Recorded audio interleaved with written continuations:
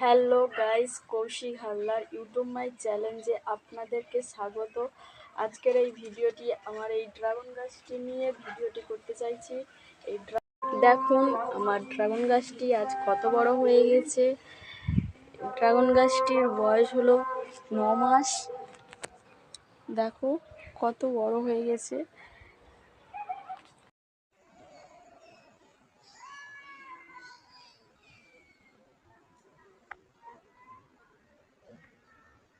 আপনাদেরকে গাছটি দেখিয়েছি এবং গাছে ফল হলেও আপনাদেরকে ফলটিও দেখাবো। আর আমার একটি গাছের এই আগা দেখো নষ্ট হয়ে গেছে।